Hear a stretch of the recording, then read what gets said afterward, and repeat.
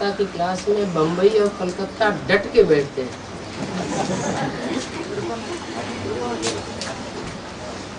शंकर के शरीर में मालाएं दिखाते हैं जो कि श्रेष्ठ आत्माओं का यादगार है। जो 8 के हैं, जो श्रेष्ठ 8 आत्माएं हैं अष्टदेव, उनको मनकों के रूप में जटा में बताया है, सर के ऊपर बताया है। और जो 100 आत्माएं 108 में से उनको शंकर स्वयं पेरते हुए बताया है, माला पेरते हुए बताया। वो गले में माला है 108 की। हाँ जी। तो हाथ में भी है ना बाबा माला? हाथ में ढेर सारी मालाएं हैं।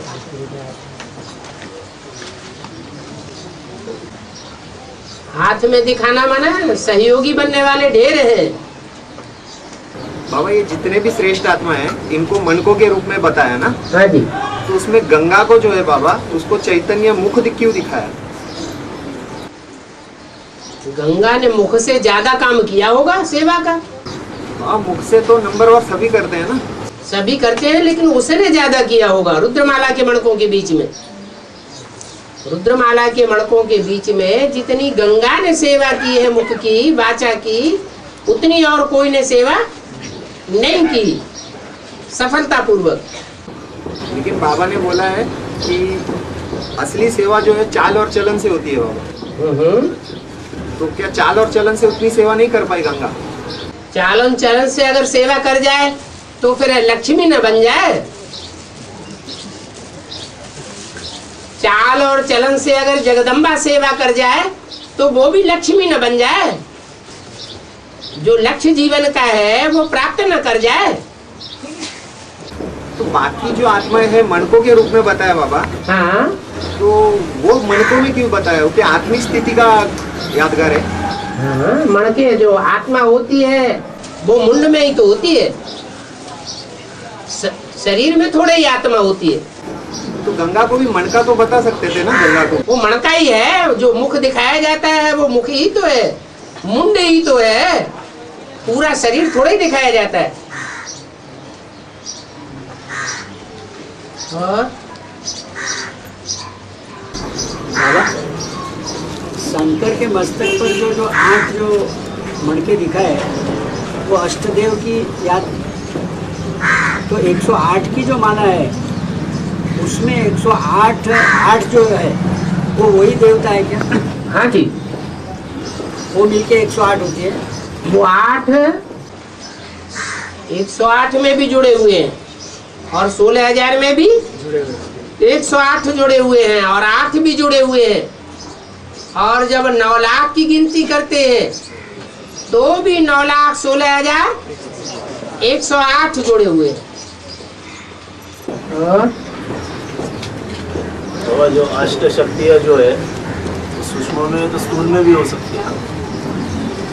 वो अष्ट शक्ति रसी चोला है कि वो जो अष्टदेव जो गाया हुआ है।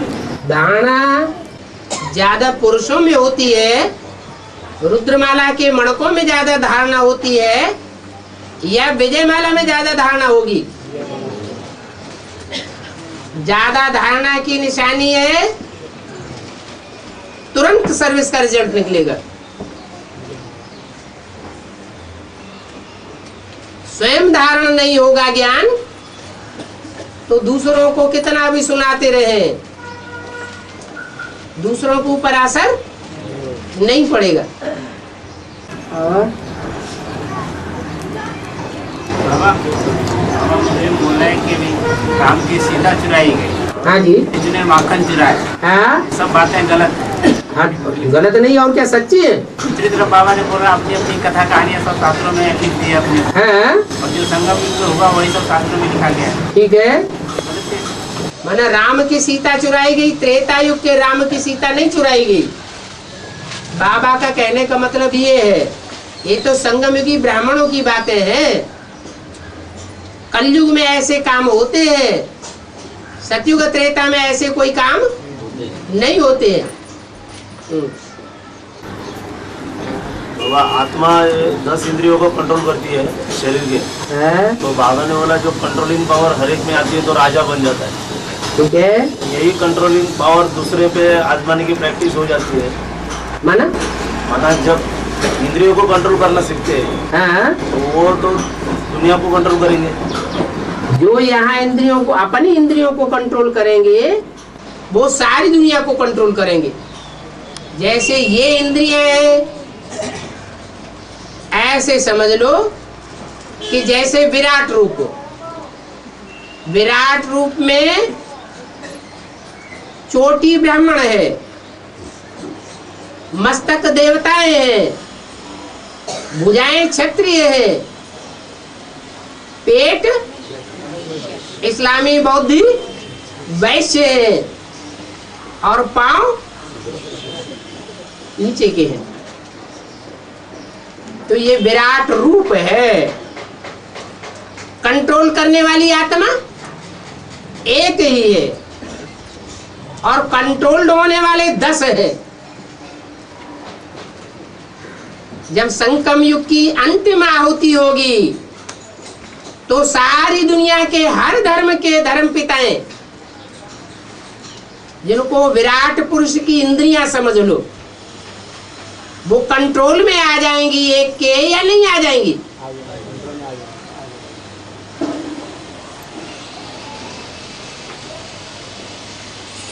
तो आत्मा कंट्रोलर है और इंद्रियों को कंट्रोल्ड होना चाहिए आत्मा के, लेकिन वो तब होगा जब स्वयं स्थिति में टिके हुए होंगे। मन को अमन कर लिया होगा। 11वीं इंद्रिय है मन।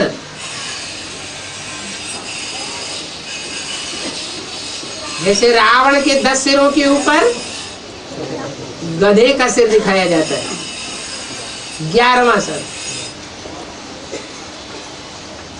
मन चंचल होता है, चंचलता खलास हो जाए तो जैसे मन का काम खलास हो गया, मन अमन हो जाए तो सारी दुनिया में अमन चैन सुख शांति स्थापन हो जाए।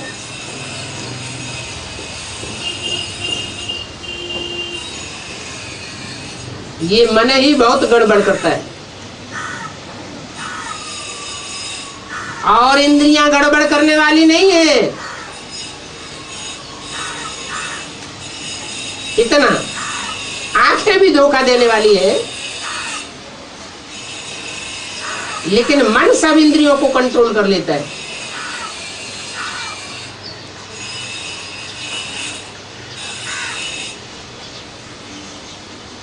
तो गीता का भगवान ही बनकर बैठ जाता है।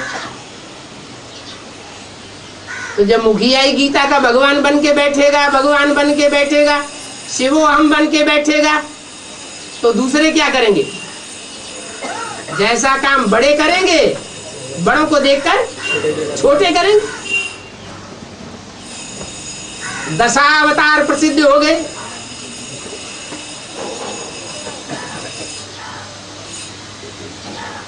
और महाराष्ट्र में समाधि का बहुत महत्व है।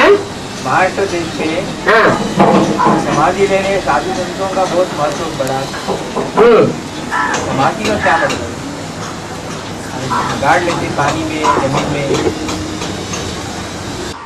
पृथ्वी के अंदर गड्ढा करके बैठ जाते हैं, ऊपर से बंद कर देते हैं, उसको कहते हैं समाधि।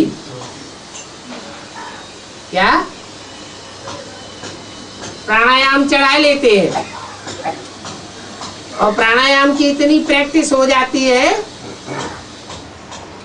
कि जितना समय समझ करके बैठते हैं, पक्का कर लेते हैं, उतना समय वो श्वास प्रश्वास प्रक्रिया बंद हो जाती है, जैसे नील में चले जाते हैं। तो कोई कोई तो ऐसा पक्का दृढ़ता धारण करते हैं कि समाधि में चढ़ेंगे तो उतरेंगे ही नहीं, आखिरी शरीर ही छूट जाता है। समाधि का मतलब है धी माने बुद्धि, और समा माने समा जाना, माना आत्मिक स्थिति में समा जाना। इस धरणी पर, लेकिन कहाँ समा जाए? बुद्धि में, आत्मिक स्थिति में समा जाए। धरणी से जैसे कोई कनेक्शन ही नहीं रहा। तो वो तो बाप ही आकर के सिखाते हैं सच्ची समाधि। उनको तो फिर भी शरीर छोड़ना पड़ता है, शरीर छोड़ करके फिर जाकर के नया जन्म लेते हैं। जन्म मरण के चक्र से तो कोई छूट नहीं सकता। वो शरीर की प्रक्रियाएं हैं, प्राणायाम में आदि। ये आत्मा की प्रक्रिया नहीं है। आत्मा की गति सदगति होने के लिए आत्मा को कंट्रोल करना पड़े, मन बुद्धि को कंट्रोल करना पड़े। मन बुद्धि को ही आत्मा कहा जाता है। और अष्टरत्न के अलग अलग विशेषता क्या है?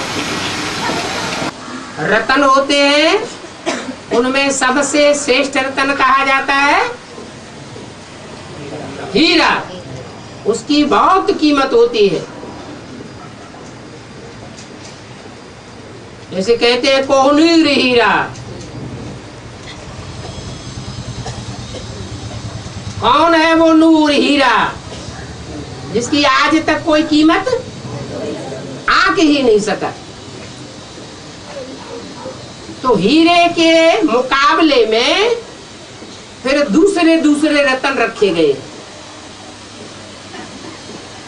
माणिक है, पन्ना है, पुखराज है, वगैरह वगैरह। उनकी तो उनके मुकाबले बहुत कम कीमत होती है। तो जो अष्टदेव है वो सब हीरा है या माणिक मोती पुखराज है? सब हीरे हैं, सब सूर्यवंशी है, सब चमक मारने वाले हैं। इसलिए उनको और रत्नों से भेंट नहीं कर सकते।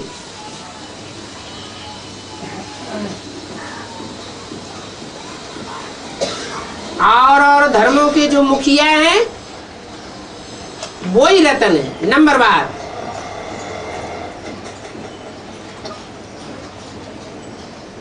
और बाबा भारत का कोहिनूर हीरा जो प्रसिद्ध था वो लंदन वाली चुराई लिया, तो मतलब उसका क्या? चुरा के थोड़े ही ले गए। महाराजा रणजीत सिंह के पास था कोहिनूर हीरा और उन्होंने उनको दिया।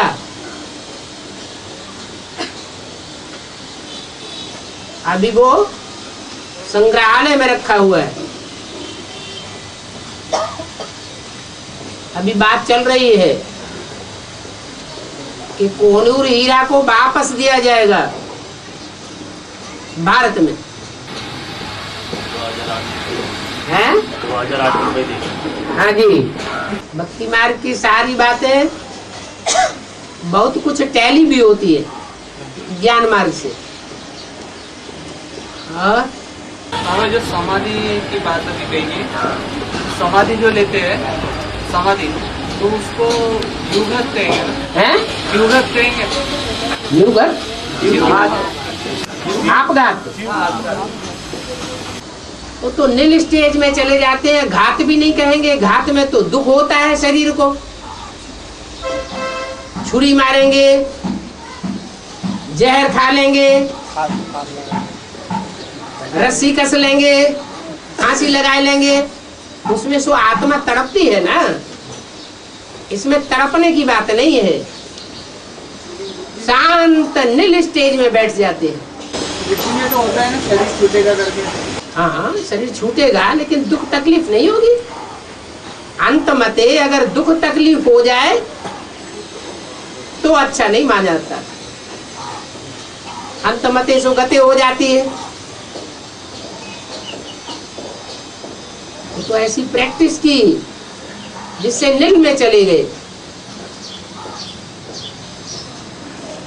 इसलिए कोई भी पारस बुद्धि नहीं बनाता, सब पत्थर बुद्धि बनाना सिखाते हैं। नील में चला जाना, ये कोई आत्मा की चैतन्यता हुई क्या? ये तो जैसे स्वप्न में आदमी नील में चला जाता है, स्वप्न में नहीं, सुसुप्ति में, ऐसी स्टेज हो गई।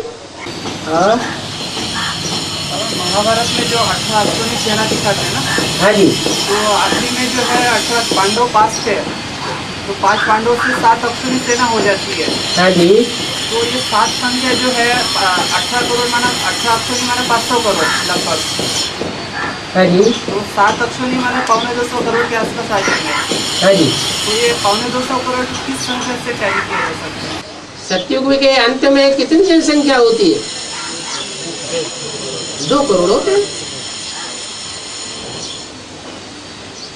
और लेकिन बाबा 2.25 है ये तो 2.25 और 2 में क्या फर्क है? ऐसा एक्यूरेट थोड़ा ही कहा जाता है कि त्रेता के अंत में 10 करोड़ आबादी होगी। क्या बोला? 8-10 करोड़ होंगे, अप्रॉक्सीमेट बताया जाता है। और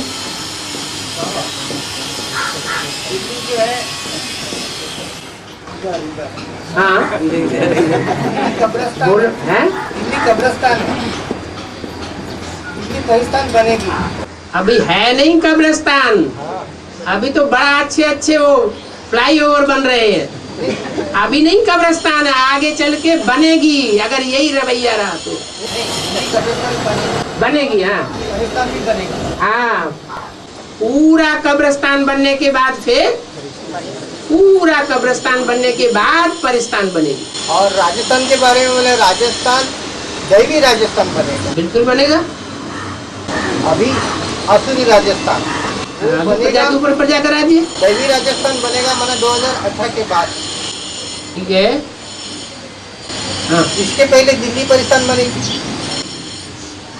ठीक है, राजाओं से कनेक्शन है ना, दिल्ली का कनेक्शन राजाओं से है ना, इसलिए पहले दिल्ली परिस्थान बनेगी। राजाओं के बगैर परिस्थान कैसे बन जाएगा? राजाएं ऊंची स्टेज में होंगे तो दिल्ली भी ऊंची स्टेज में होगी। अभी राजाएं नीची स्टेज में जा रहे हैं, तामसी स्टेज पकड़ रहे हैं, तो दिल्ली भी कब्रिस्तानी बनती जा रही है। मूवी में तो बोला परिस्थान बनेगी। बनेगी जब पूरा दुर्गति का ग्रहण लगता है, तब 1 सेकंड में सदगति होती है। 1 सेकंड में ब्रह्मा, सो विष्णु।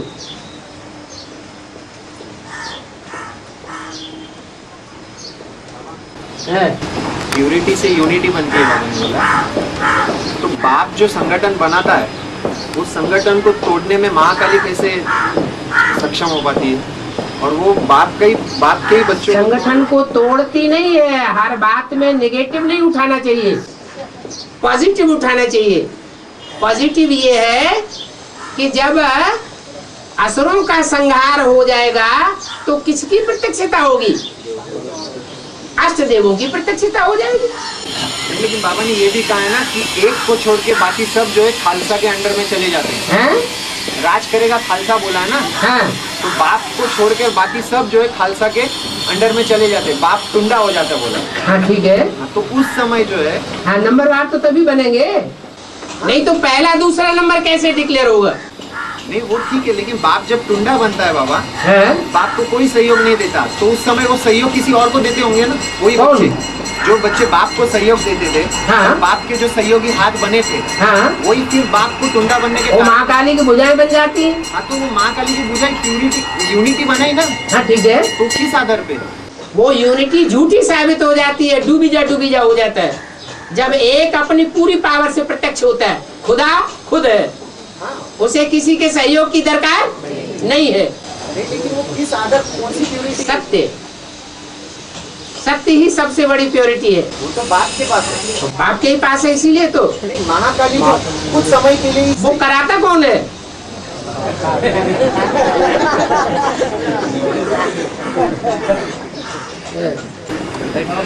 हाँ। हैं?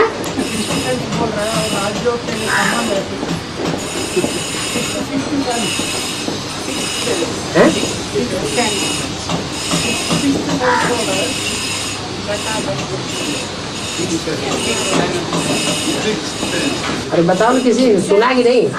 सिक्स सेंस और राजू का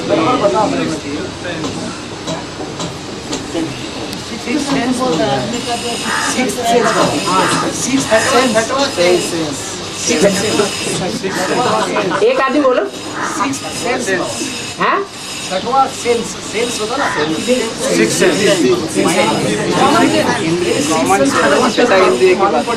ये होने वाला है, ये हो रहा है।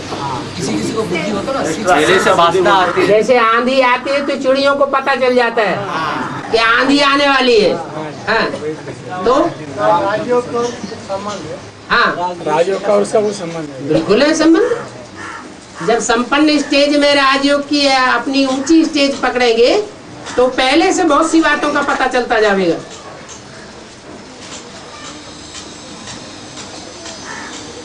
और शेल्टर ले लेंगे, विंग से बच जाएंगे।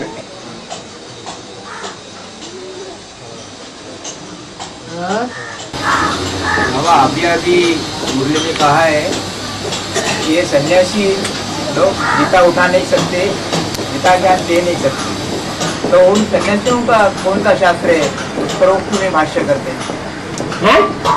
सन्यासियों का जो ग्रंथ में लिखा होगा ना शंकराचार्य ने, तो उस पर क्यों नहीं बात करते? वो गीता क्यों उठाते और गीता पर प्रवचन करते हैं? शंकराचार्य ने गीता नहीं लिखी है, गीता का भी तो भाष्य किया है। शंकराचार्य की गीता अलग है, माध्वाचार्य की गीता अलग है, टैगोर गीता अलग है। जितने जितने दुनिया में राजाएं हुए उन सब की अपनी अपनी मनमत इकट्ठी हो गई और 108 गीताओं की टीकाएं हो गई। इसलिए कहा जाता है तुंडे तुंडे मत भिन्ना। गीता एक और उसके व्याख्याकार अनेक हो गए। 84 लाख योनिया जो कही है, हाँ जी, उसमें मनुष्य योनि श्रेष्ठ योनि हो रहा है। तो मनुष्य योनि श्रेष्ठ योनि बोला कि ये योनि जो शब्द यूज किया है, योनि जो शब्द यूज किया है, श्रीवाचक को यूज किया है, श्रीवाचक क्यों यूज किया है? क्या वाचक? स्त्रीवाचक क्यों? क्योंकि जहाँ से जन्म होता है वो ही मूल है। वो मनुष्य और सूर्यवंशियों को ही कहेंगे ना। मनुष्य मनुष्य जो है 84 लाख योनि में हाँ। श्रेष्ठ योनि, हाँ तो सूर्यवंशी जो ग्रुप बाहर निकलता है हाँ, तो उसको ही मनुष्य कहेंगे, बाकी सब कीड़े मकोड़े नंबर 1 वही 84 लाख योनियों में जाते हैं सूर्यवंशी। सूर्यवंशी। हाँ, और कम योनियों में जाते हैं। माने 84 लाख योनियों जैसे कर्म करना, ये सूर्यवंशी ही ऐसे हैं जो पूरा भ्रमण करते हैं 84 के चक्र का।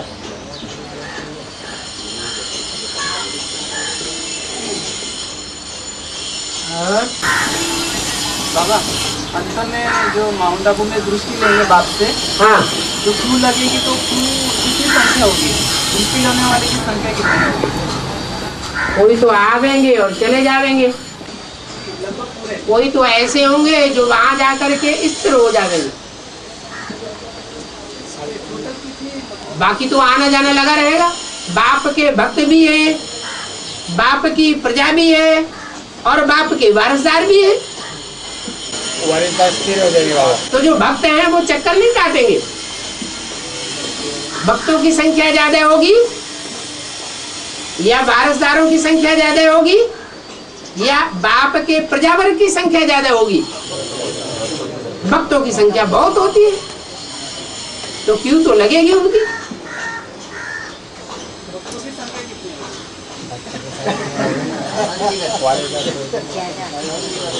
भारत में जितने 33 करोड़ देवताएं हैं वो सारे भक्त की लिस्ट में है।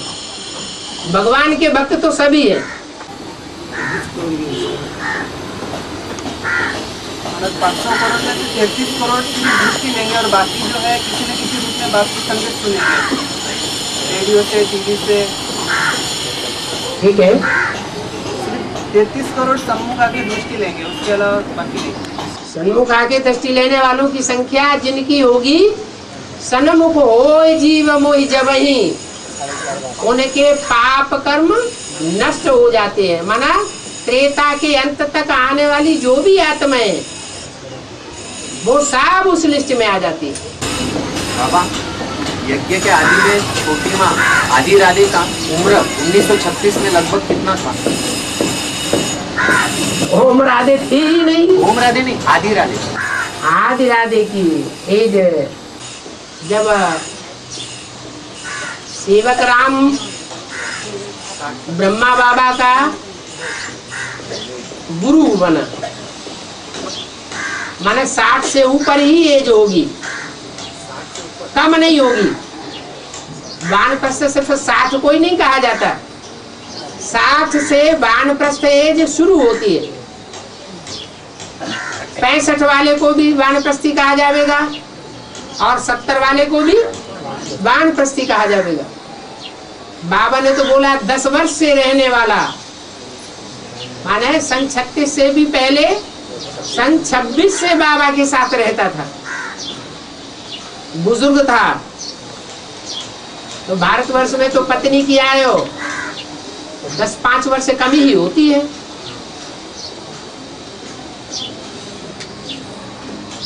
और बाबा, जो जिनके विक्रम विनाश पूरे हुए होंगे वही बाबा से दृष्टि लेंगे।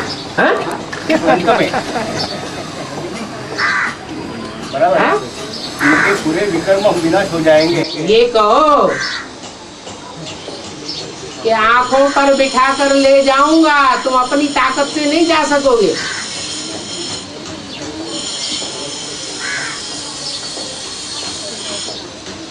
क्या अतिश मनुष्यों की दृष्टि से सृष्टि नहीं ऊपर उठेगी, उद्धार होगा। एक बाप ही है जो अंत में बच्चों का पुरुषार्थ काउंट करके और बच्चों को ऊपर उठाता है। दृष्टि से सारी सृष्टि सुधरती है, पहले बच्चों की दृष्टि सृष्टि सुधरती है, उसमें भी टाइम लगेगा।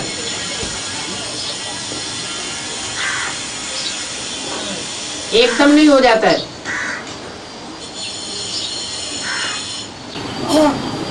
पीछे पत्र जो लिख करके दिया है उसको पाठशाला में अपने घर में लगा सकते हैं। लगाओ ताकि याद बना रहे कि हमने क्या निश्चय किया था।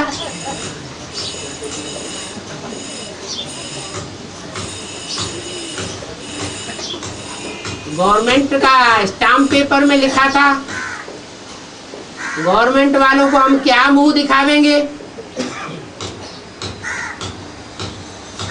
और संगी साथियों के साथ बैठ करके लिखा था, तो संगी साथियों को कौन सा चेहरा दिखावेंगे। अच्छी बात है। बाबा, मुरली में आया था कि बाप बच्चों पर रहम नहीं करता, बच्चे ही अपने पर रहम करते, इसीलिए पुरुषार्थ करते। बाप का तो रहम इतना ही है कि आकर की जो सच्चाई है वो सुना देता है। फिर बाबा ने बोला कि बाप दादा तुम बच्चों के लिए रुका है, रहम ही करना है ना बाप।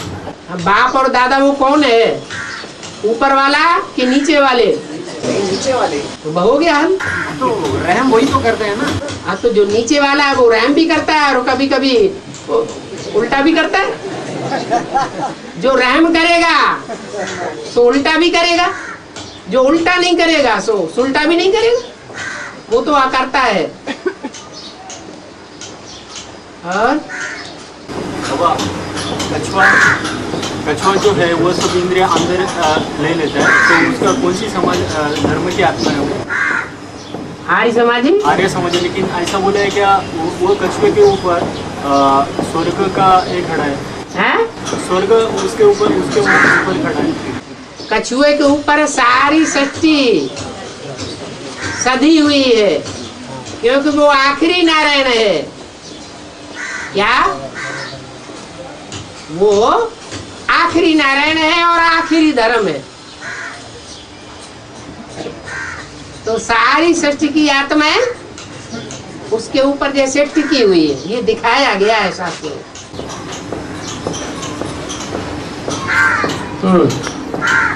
बाबा निश्चय पत्र लिखने के बाद अगर कोई विकार में जाते हैं उनकी कंडीशन क्या बनेगी? बहुत चिंतन चल रहा है।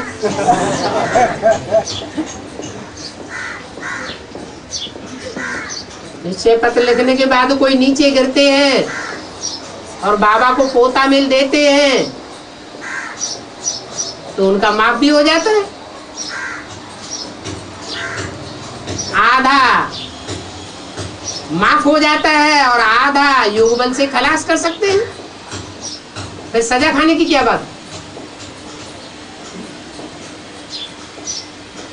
मनुष्य से ही भूल होती है,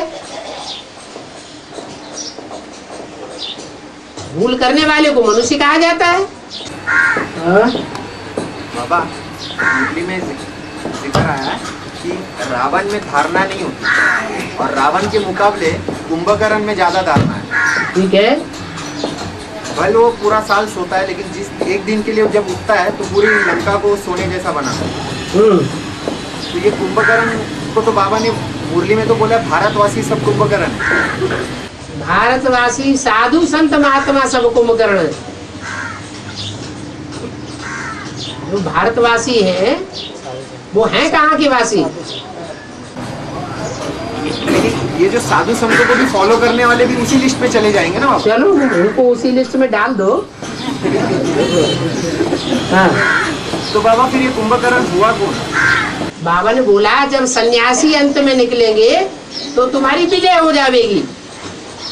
थोड़े समय के लिए जगेंगे, लेकिन उसके बावजूद भी थोड़े समय में ही नरक को स्वर्ग बनाने के सहयोगी बन जाएंगे। लेकिन उसके बावजूद वो रावण को ही सहयोग देता है ना बाबा? लंका को सोने का बनाने के बाद भी रावण को ही सहयोग देता है। हर एक कुल के अपने अपने कुछ नियम होते हैं।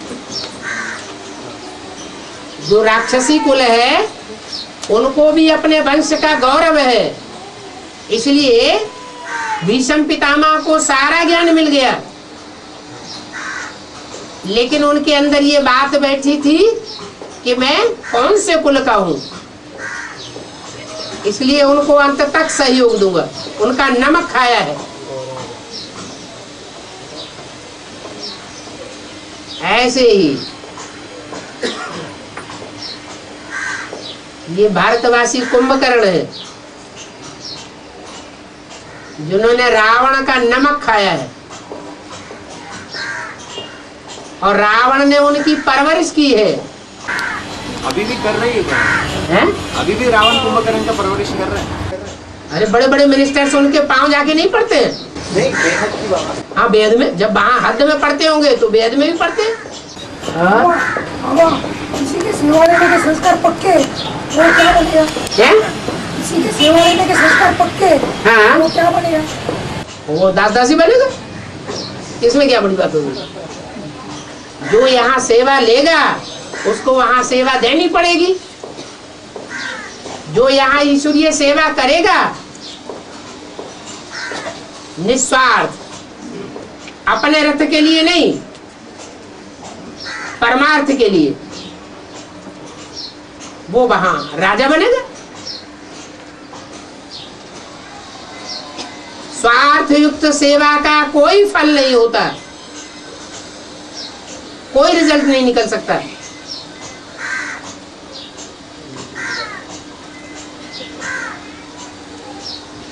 बाबा वो गाना है 100 साल पहले मुझे तुमसे प्यार था, आज भी और कल भी रहेगा।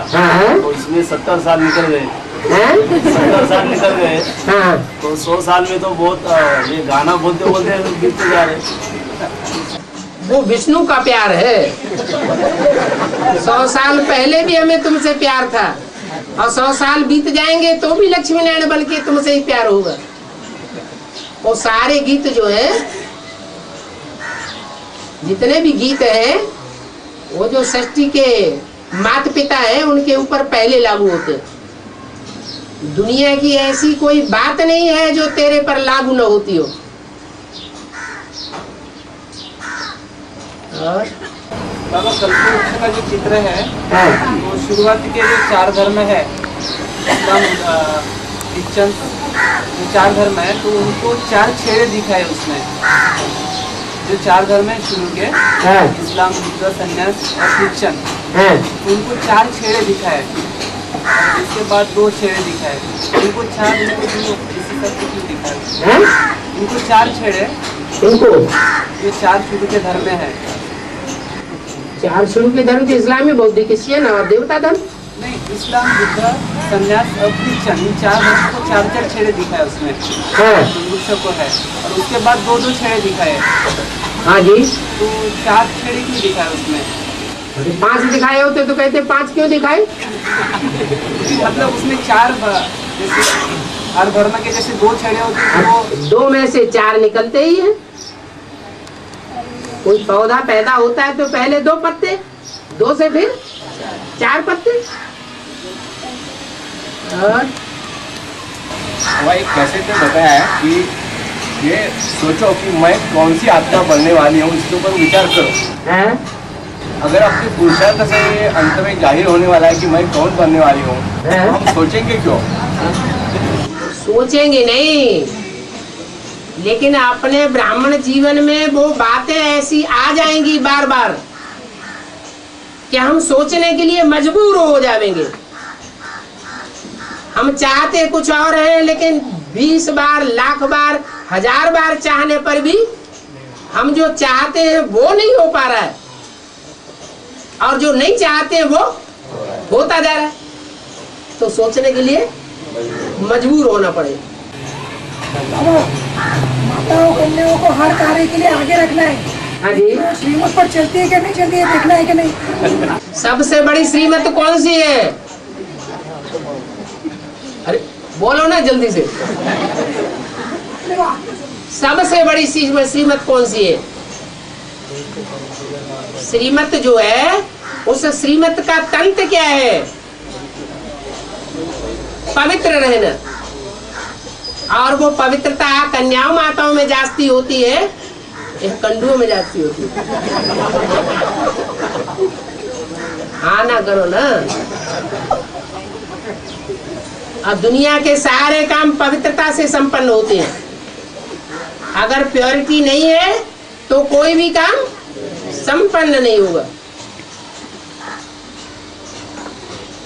आखिरी रुद्रमाला को भी डायरेक्शन मिलता है, विजय माला का आवाहन करो। इसलिए कन्या माताओं को आगे कर रहे हैं। बाबा, कई भाइयों को ऐसा कहना है कि बहन रजिस्टर जो है उसके ऊपर बहन जो है नाम के आगे बहन या माता करके नहीं लिखते। तो भाइयों का ऐसा कहना है कि जो बहन है तो कन्या, अगर बहन है तो बहन लिखना चाहिए नाम के बाद में, तो वो नहीं लिखते तो हम भी नहीं लिखते। माना तो कई भाई ऐसे हैं जो अभी बहन को बताएगा तो बहन माना लिखना चालू की, बहन है तो मैं लिखूंगी। और भाई जो है वो साइन रजिस्टर में भाई है करके नहीं लिखते, नाम लिखते लेकिन आगे भाई नहीं लिखते। तो यही कहना है कि उन्हें कौन सी भाव से, माना उनको पूछा गया कि आप ऐसा क्यों लिख रहे हैं, तो बोलते मैं बाबा से बात करूँगा। अभी बाबा आए तो बाबा से बात दूसरा ही कुछ बोल रहे हैं। साइन रजिस्टर में भाई भाई करके नहीं लिखते, नाम लिखते लेकिन आगे नाम लिखा हुआ होने से पता नहीं चलता ये भाई है, ये बहन है, ये माता है। उनका ऐसा कहना है भाइयों को, कुछ भाइयों का। अरे नाम जो लिखा हुआ उसी से पता चलता है कि ये भाई है। अब आदर कुमार भाई है या कुमार भाई है, ये अलग बात है। बाकी रही कन्याओं माताओं की बात, माताएं अगर माता लिखती है तो वो लौकिक अर्थ में लिखती है कि बाल बच्चे हैं, लौकिक में पति है इसलिए माता है, शादी हुई है। और बहन अपने को बहन लिखती है, वो इस अर्थ में लिखती है कि वो अभी शादीशुदा नहीं है, कन्या है। कुछ लिखती ही नहीं वो तो भी कोई अंतर नहीं पड़ता। ये सब फालतू बात हो गई है? नहीं लिखते हैं, सिर्फ नाम लिख के छोड़ देते हैं, इसलिए श्रीमत पर नहीं चलते करने में, ऐसे कौन सी श्रीमत लिखी हुई है? इसलिए हम भी नहीं लिखेंगे। ऐसा कहना है। हाँ न लिखो, भाई लोग अपन को भाई शब्द आगे न लिखे तो क्या अंतर पड़ेगा?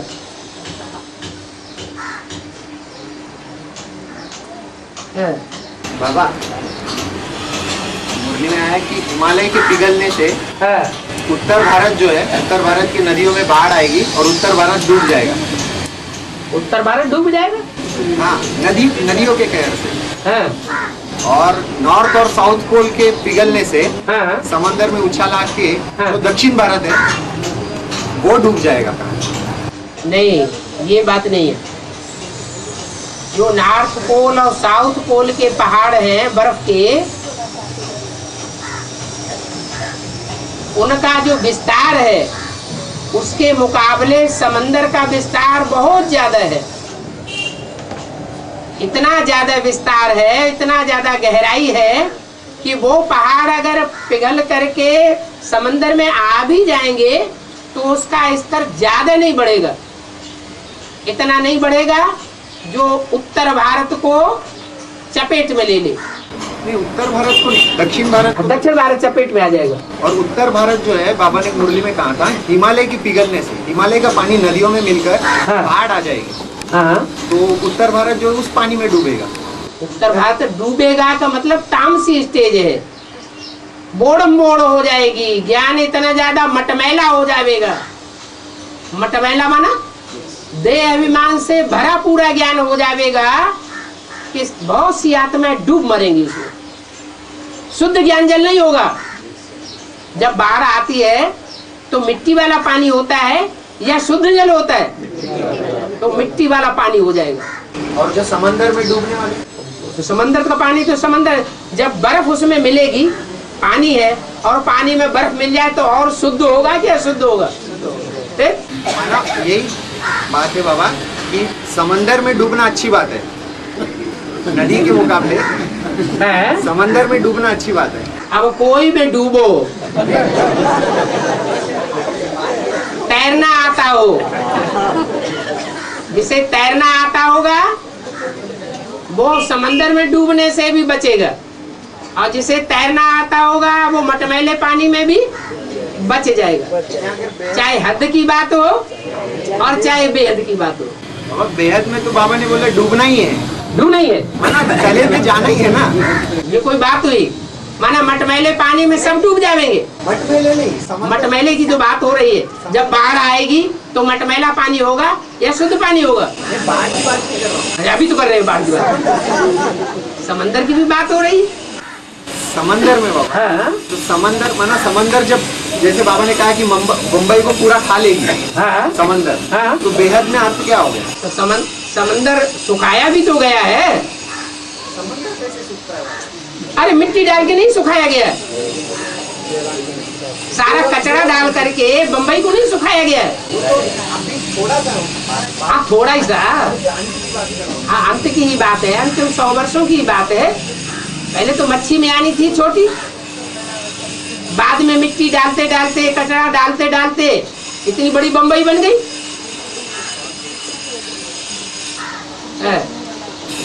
बाबा, जो शिव मंदिर होते हैं कहीं पर भी शिव मंदिर होते हैं, तो संगम में वो शिव मंदिर में बैल के रूप में दिखाते हैं। संगम में भी बैल के रूप में दिखाते हैं, और स्कूल में भी जो शिव मंदिर होते हैं उसमें भी बैल के रूप में दिखाते हैं। किसको? अपना क्या होता है? बैल को किसको दिखाते हैं? अम्मा के रूप में। हाँ, तो उधर भी दिखाते हैं, उसमें संगम में उसका याद करते हैं। शिव के मंदिर में, शिव के मंदिर में बैल के रूप में दिखाते हैं। हाँ। कोई भी शिव के मंदिर में, मुझे संगम रूप में भी उसका याद करते हैं। इसका संगम के लिए यादगार क्या है? शिव मंदिर के बाहर नगरी दिखाते हैं ना, हाँ वही दिखाते हैं। हाँ। तो यहाँ संगम युग में यादगार क्या है? अरे शिव ज्योति बिंदु है, जो शिवलिंग है वो प्रजापिता है, और उसके साथ साथ बैल नहीं है नाली के सामने खड़ा होने वाला। तुम क्या राम की आत्मा को समझते थे? हाँ? नहीं जी, चलो सुधार लिया।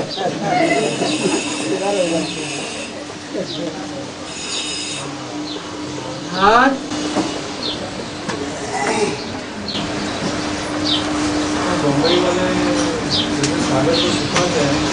बम्बई वाले सुखाते हैं।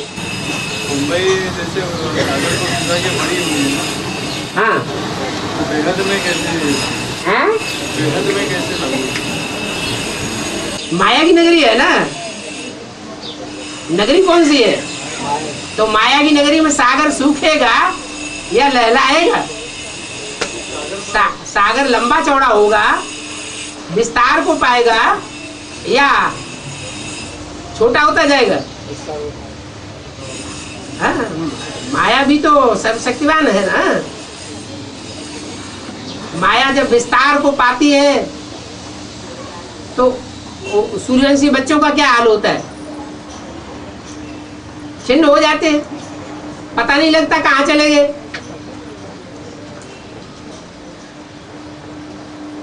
बेहद में सागर पर असर पड़ता है। क्यों नहीं पड़ेगा? है माया की नगरी। पहले पहले जब कराची से आए तो कहाँ आए? भारत में पहला अड्डा कहाँ डाला गया? बम्बई में डाला गया। इंचार्ज भी मालूम है कौन बना था?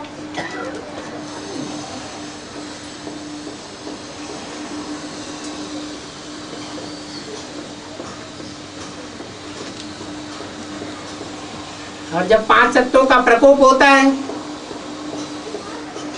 शारीरिक प्रकोप होता है बीमारी का, तो भी चारों तरफ घूम लो, चाहे ग्लोबल हॉस्पिटल हो, चाहे अहमदाबाद हो, चारों तरफ घूम घाम के फायदा कहाँ मिलता है? बम्बई नगरी में फायदा मिलता है। हमारे सतयुग और त्रेता युग का इतिहास का नहीं है। क्या खाते हैं, क्या पीते, क्या करते, कुछ भी मालूम नहीं। क्यों? बाबा ने तो सब कुछ बता दिया।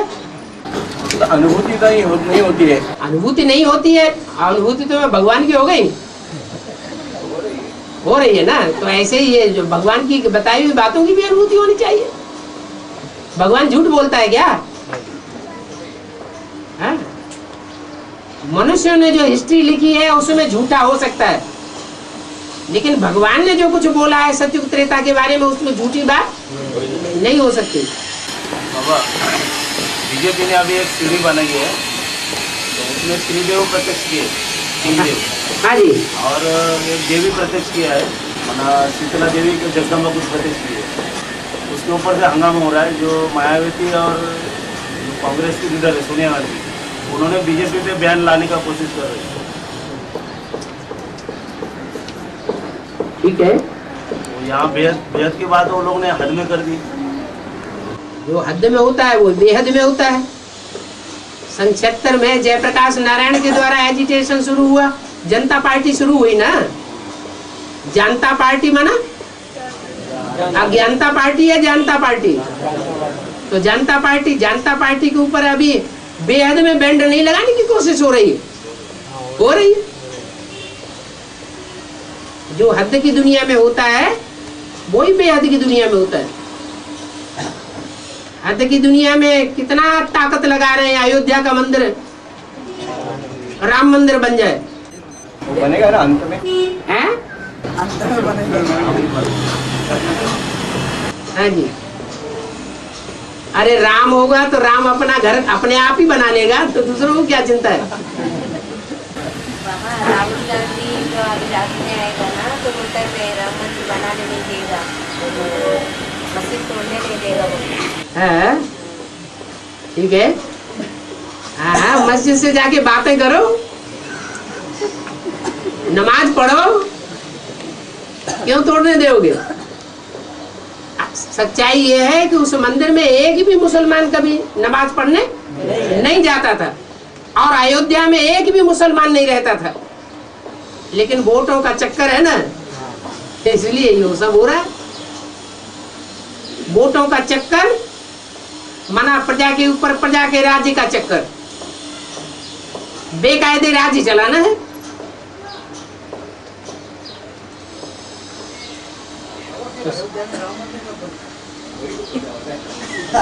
जब तुम्हारा राम बनेगा तो राम मंदिर भी बना लेगा। हाँ, बेहद में राम बन के तैयार हो जाएगा, राम का परिवार बन जाएगा तो वो मंदिर भी बन जाएगा। पहले सूक्ष्म में काम संपन्न होगा या पहले स्थूल में होगा?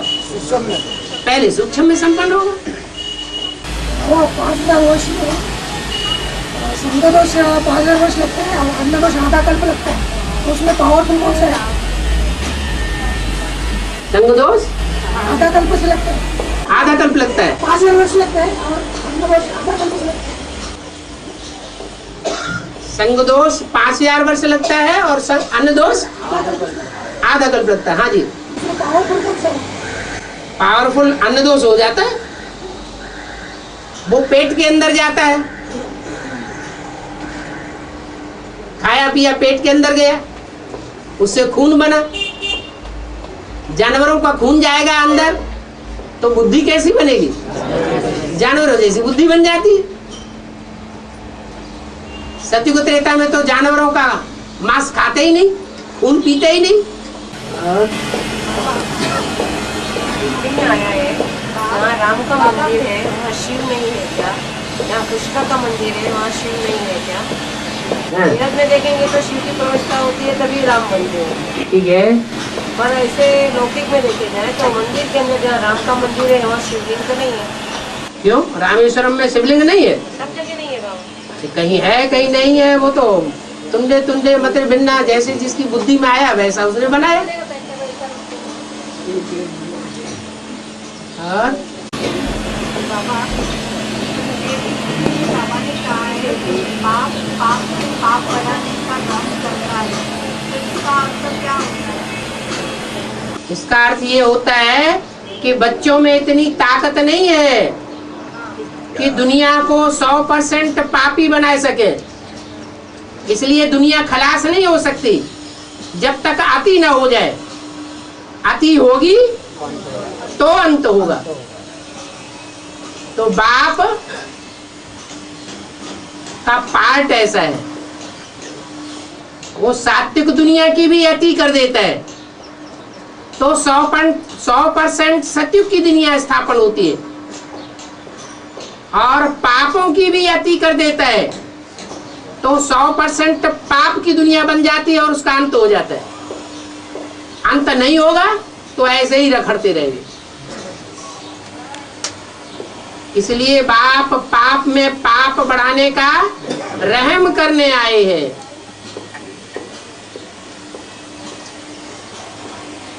जैसे कोई मरता है ना, बहुत तकलीफ होती है। कैंसर की बीमारी में कोई मर रहा है, तड़प रहा है, उसकी जान नहीं निकल रही है, देखने वालों को देखा नहीं जाता है, तो डॉक्टर लोग क्या करते हैं? इंजेक्शन लगाया, अब खेल खलास।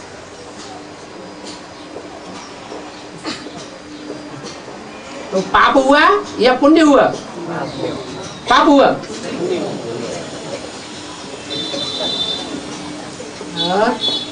बाबा, मन की बीमारी यानी हम अंदर से सोचते हैं वो कि हम बीमार हैं। मन की बीमारी माना, मन जो है वो विकल्प करता है, सत्य संकल्प नहीं करता है। करना चाहिए श्रीमत के अनुकूल संकल्प, लेकिन चाहते हुए भी क्या होता है? विपरीत संकल्प चलते हैं, तो मन की बीमारी कही जाती है। नेगेटिव संकल्प चलना माना मन की बीमारी। बाबा, भगवान जो है वो पक्षपात नहीं करता, देवता और असुर दोनों को समान दृष्टि से देखते हैं। तो जो भगवती है उनकी सहयोगी वो भी पक्षपात नहीं करेगी ना? देवता नहीं नहीं नहीं, ऐसा नहीं है।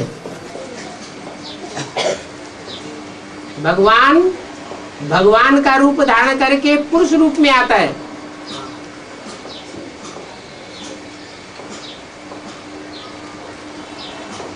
और भगवती स्त्री रूप है, लेकिन भगवान नहीं है। क्या? स्त्री का जो है वो चाल ऐसी है जिसमें मोह समाया हुआ है,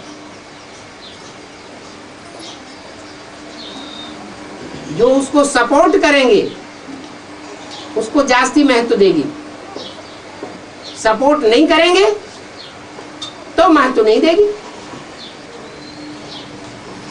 जैसे ब्रह्मा के जीवन में आज भी देखा जाता है।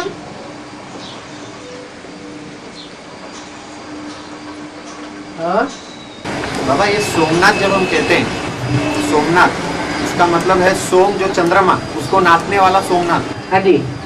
तो पारसनाथ माना कैसा? पारस को नापने वाला पारसनाथ हो जाता। पारस भी तो पत्थर है, लेकिन मूल्यवान पत्थर है ना बाबा। मूल्यवान पत्थर है, लेकिन है पत्थर। और उसको भी ऐसा नाथ लिया, ऐसा उसका स्वामी बनता है कि उसके संग के रंग में जो आता है सो चेंज हो जाता है, तब उसका गायन होता है पारसनाथ। तो ये पारस कौन हो गई? पारस माना पार्श्व, नजदीक। पार्श्व शब्द से बनता है पारस, माने उसके जो नजदीक आएगा उसके ऊपर असर पड़ जाएगा। प्रैक्टिकल में ना? हाँ जी। तो ये पारस छोटी माँ हो गई? नहीं, पारस कौन हो? छोटी माँ से जो असुर हैं वो प्रभावित नहीं होते, असुर परिवर्तन नहीं होते। लेकिन प्रैक्टिकल पार्ट तो उन्हीं के द्वारा बजने वाली है, छोटी माँ के द्वारा। बाबा ने बोला है ना अभी तक तो।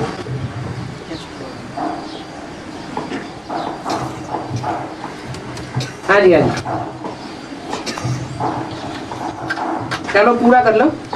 बाप तो रहेंगे, लेकिन बाबा ने बोला अभी तक तो जो कुछ है सिर्फ ज्ञान कहाँ ही जा रहा है, प्रैक्टिकल में तो धारणा में तो नहीं लाया जा रहा है। तो प्रैक्टिकल में परिवर्तन करने वाली जो आत्मा है, अभी सच्चाई का खोज हो रही है, सत्य का आविष्कार हो रहा है। कौन? हमें तो मिल गया ना सत्य बाबा। अगर सत्य मिल गया तो जब तक जीना है तब तक पीना है। ऐसे क्यों बोला? माना अभी भी बहुत सी बातें ऐसी हैं जो आगे चल करके वंडर खावेंगे। हम बच्चे ही वंडर खावेंगे कि हम क्या समझते थे और क्या है वास्तविक। लेकिन बाबा ये भी तो है परिवर्तन शक्ति जो बाबा ने बताया है। हाँ जी, हाँ जी। तो परिवर्तन शक्ति किसी को परिवर्तन करने के निमित्त बनेगी ना? किसी को नहीं, सिर्फ देवात्मा को, सबको नहीं। तो बाकी असुर आत्माएं भी देवात्मा में तब्दील होने ही वाले हैं ना? नहीं नहीं, जो कन्वर्ट हुए थे वो ही कन्वर्ट होंगे। हाँ वही जो अपने धर्म के पक्के हैं। 4.5 लाख के अंदर नहीं, 10 करोड़ कम 500 करोड़ जो अपने धर्म के पक्के हैं, कभी वैकुंठ में नहीं, स्वर्ग में नहीं जाते,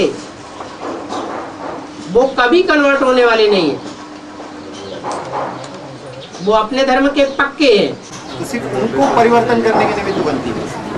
छोटी माँ उनको परिवर्तित करती है? नहीं, जो उनको सहयोग देते हैं देव आत्माएं हैं। हाँ, देव आत्माओं को सहयोग देती है, 10 करोड़ को।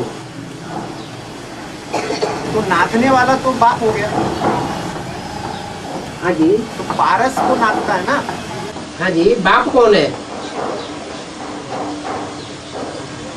जब बाप कहा तो कौन है बाप? बात तो साकार में ही आती है ना बाबा। हाँ, तो बाप है कौन जो नाचने वाला है? आत्मा है कि शरीर है? फिर?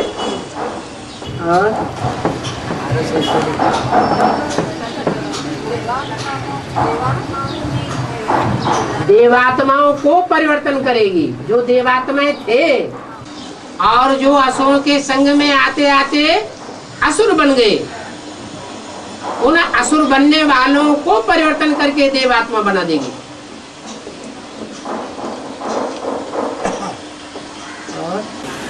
बाबा मुरली में अभी जिक्र आया कि बाप के बाजू में बच्चा बैठा है और बच्चे की बुद्धि में माँ बाप है। तो बाप के बाजू में बच्चा बैठा है, कौन सा बच्चा है? माँ बाप के बाजू में जो बच्चा रहता है उसकी बुद्धि बाहर की दुनिया में होती है क्या? उसकी दुनिया क्या है?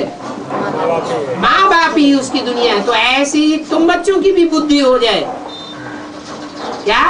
बाप में सारा संसार समाया हुआ है। बाबा वंडर खाने में सारे ब्राह्मण बच्चे आएंगे हैं? सारे ब्राह्मण बच्चे आएंगे। जो अभी अभी आपने बताया ना, जो टाइम आएगा तो वंडर खा जाएगा। बंदर खा जाए? हाँ, अभी ऐसी ऐसी बातें निकलनी है ज्ञान की जो हम खुद वंडर खावेंगे। सारे बच्चे आ जाएंगे क्या वंडर खाने में? हैं? सारे बच्चे क्यों आ जाएंगे? सब कुछ है। सारे बच्चे तो गहराई में ज्ञान के घुसेंगे ही नहीं। जो ज्ञान की गहराई में घुसेंगे उनको वंडरफुल बातें मिलेंगी। बाबा जब ये 67 में मुरली चली ना कि बाप के बाजू में एक बच्चा बैठा है, तो उस समय तो बाप के बाजू में बच्चा बैठा नहीं, मिसाल दिया। जैसे बच्चा होता है तो उसकी बुद्धि में माँ बाप ही दुनिया है, ये मिसाल दिया। तो ऐसे ही तुम बच्चों की बच्चा बुद्धि ऐसी हो जाए कि बाप में ही सारी दुनिया समझ है। बाप हमारा सब कुछ है, बाप ही दुनिया है।